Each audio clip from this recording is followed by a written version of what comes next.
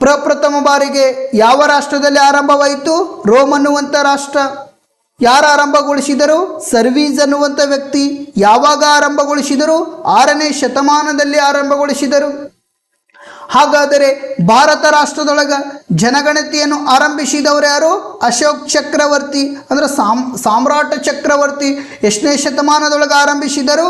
3ನೇ ಶತಮಾನದಲ್ಲಿ ಆರಂಭಿಸಿದರು. ಅಷ್ಟೇ ಅಲ್ಲದ ಸ್ನೇಹಿತರೆ, ಈ ಭಾರತ ರಾಷ್ಟ್ರದೊಳಗ ಜನಗಣತಿಯನ್ನು ಮಾಡುವುದಕ್ಕಾಗಿ ನಾಗರಿಕ ಅನ್ನುವಂಥ ಅಧಿಕಾರಿಗಳನ್ನು ನೇಮಿಸ್ತಿದ್ರು.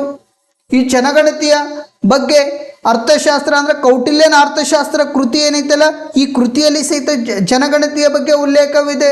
ಋಗ್ವೇದ ಕಾಲದಲ್ಲಿ ಸಹಿತ ಜನಗಣತಿಯ ಬಗ್ಗೆ ಉಲ್ಲೇಖವಿದೆ.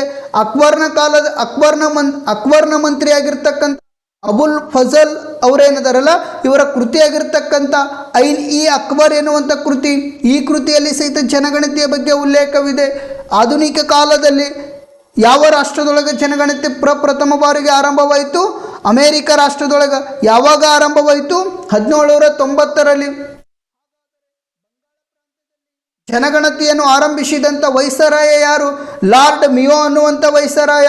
ಯಾವ ಪ್ರಾಂತ್ಯದಲ್ಲಿ ಆರಂಭಿಸಿದರು? ಬಂಗಾಳ ಪ್ರಾಂತ್ಯದಲ್ಲಿ ಆರಂಭಿಸಿದರು.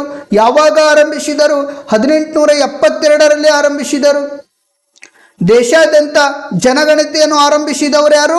ಲಾರ್ಡ್ ರಿಪ್ಪನ್ ರವರು ಆರಂಭಿಸಿದರು. ಯಾವಾಗ ಆರಂಭಿಸಿದರು? 1881ರಲ್ಲಿ ಆರಂಭಿಸಿದರು. ದೇಶಾದ್ಯಂತ 10 ವರ್ಷಗಳಿಗೊಮ್ಮೆ ಜನಗಣತಿಯನ್ನು ಆರಂಭಿಸಿದಂಥ ಕೀರ್ತಿ ಯಾರಿಗೆ ಸಲ್ಲುತ್ತದಪ್ಪ ಅಂದ್ರೆ ಲಾರ್ಡ್ ರಿಪ್ಪನ್ ರವರಿಗೆ ಸಲ್ಲುತ್ತದೆ. ಈ ಲಾರ್ಡ್ ರಿಪ್ಪನ್ ರವರಿಗೆ ಸ್ಥಳೀಯ ಸರ್ಕಾರದ ಪಿತಾಮಹ ಎಂತಲೂ ಸಹಿತ ಕರೆಯಲಾಗುವುದು. ಈಗ 10 ವರ್ಷಗಳಿಗೊಮ್ಮೆ ಏನು ಜನಗಣತಿ ಮಾಡ್ತಾರಲ್ಲ, ಇದು ಯಾವ ಕಾಯ್ದೆಯ ಅನ್ವಯವಾಗಿ ಮಾಡಲಾಗುತ್ತದೆ? 1948ರ ಜನಗಣತಿಯ ಕಾಯ್ದೆಯ ಅನ್ವಯವಾಗಿ. ಈ ಜನಗಣತಿ ಪ್ರಸ್ತುತ ಯಾವ ಪಟ್ಟಿಯಲ್ಲಿದೆ ಅಂತ ಪ್ರಶ್ನೆ ಮಾಡಬಹುದು. ಕೇಂದ್ರ ಪಟ್ಟಿಯಲ್ಲಿ